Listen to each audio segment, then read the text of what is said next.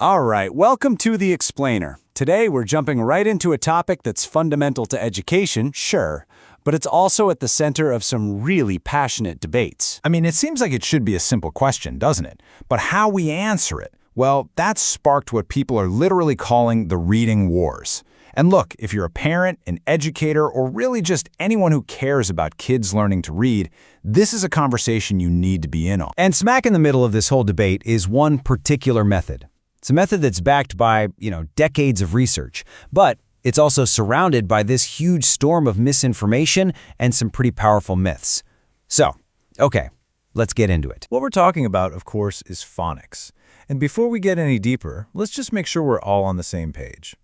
Phonics, at its core, is just about teaching the relationship between the letters you see and the sounds they make. You can think of it like it's about cracking the code of written language. All right, so first up, let's tackle some of the biggest myths you hear about the method itself, like how it's actually taught. Okay, so here's myth number one, the big one, that phonics is just drill and kill. These boring, repetitive exercises that just suck the life out of reading for a kid, but honestly, the evidence shows that's a total misrepresentation. When it's done right, phonics is super dynamic, it's interactive, it can even be fun. Those drills, they're not punishment. They're about building a skill until it's automatic, making decoding feel like second nature. So, what does that even look like, engaging phonics? Well, think about learning that uses all the senses. We're talking about kids tracing letters in sand, or even shaving cream, playing phonics card games, going on scavenger hunts for things that start with a certain sound. It's all about active, hands-on learning, not just sitting silently at a desk. Okay, here's another huge one you hear all the time, that you have to choose. It's either phonics or it's real, wonderful books. But that's just a classic false choice, right? The whole point of phonics isn't to get rid of amazing stories. The point is to give kids the actual tools they need to unlock those stories for themselves. And check this out. Here's why it's so important for reading those real books. A staggering 87% of English words are decodable, or at least partially decodable. I mean, just let that sink in for a second. Phonics isn't some weird niche thing. It's basically the master key that unlocks almost the entire language. That's what paves the way for a lifelong love of reading. All right, the next myths we need to talk about, well, they're the most serious ones. These are the ones that deal with accusations of cultural bias and even racism. So there's this claim out there that phonics is this blunt, one-size-fits-all tool that just steamrolls over cultural diversity, especially for kids who are English language learners. But the research actually points in the complete opposite direction. Because it's so systematic, phonics gives a really clear, really essential foundation for every student. The key isn't to get rid of it, it's to make it even better by linking it to a student's home language and using books that actually reflect their culture. And hey, this isn't just some theory, it's backed by official groups. You've got the Colorado Department of Education, for example, saying flat out that the research on reading has looked at all kinds of students, English language learners, multilingual kids, you name it. And the conclusion is always the same. A solid foundation in core reading skills, including phonics, helps everybody. And that brings us to what is, without a doubt, the most charged myth of all, that supporting phonics is racist.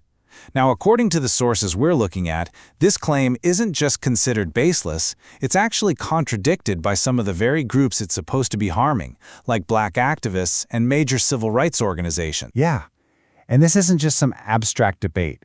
This is happening in the real world. I mean, look at this headline from the Washington Post. You have Black activists actively pushing for more phonics in schools. Why? Because they see it as a crucial tool for justice, for closing that nearly 20% reading gap between Black and white students.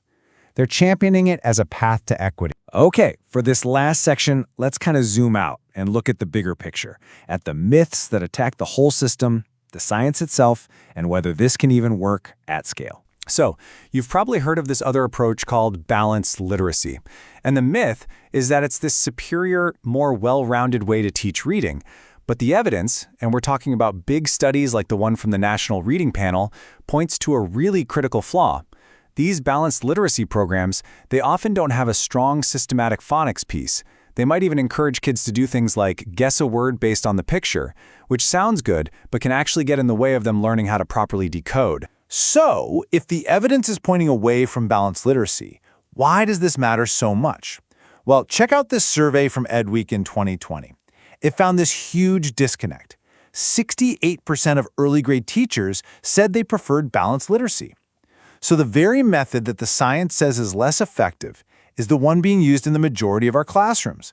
That's a big deal. Okay, another system-level myth, that the science behind phonics is just old and simplistic, that it's based on outdated ideas. But that's really a misunderstanding of where this comes from. The research isn't about old-school behaviorism. It's grounded in modern cognitive science, in how our brains are literally wired to learn how to read. And you know that science isn't just sitting still. It's always evolving. It started with something called the simple view of reading way back in the 80s, and it's progressed to the much more detailed, active view of reading that we see today. Our understanding just keeps getting better and more nuanced. But you know what the one constant has been through all of it? Every step of the way, the fundamental importance of systematic phonics gets confirmed, over and over again. So, we've waded through all the noise, we've busted a few myths. What does the evidence actually tell us is the path forward? Well, the conclusion from all this evidence is pretty darn clear. Phonics isn't just, one choice on a menu of options. The evidence says it is a proven, inclusive, and absolutely critical tool. A tool for literacy equity, for making sure every single kid gets a fair shot. So, if you take away one thing, let it be this. The myths, they try to paint phonics as this boring, outdated, even harmful thing. But the evidence, it tells a completely different story. It's a proven method, and it can be fun and engaging. It's a powerful tool for creating a more equitable system. And no, it doesn't kill the love of reading. It's what gives kids the key to open the door in the first place. And all of this really leaves us with one last really important question to chew on. If the science is so clear, if we have decades of research and real-world evidence all pointing in the same direction, what's stopping us? What's really standing in the way of making sure every child gets access to this? That's something for all of us to think about. Thanks for joining me on this explainer.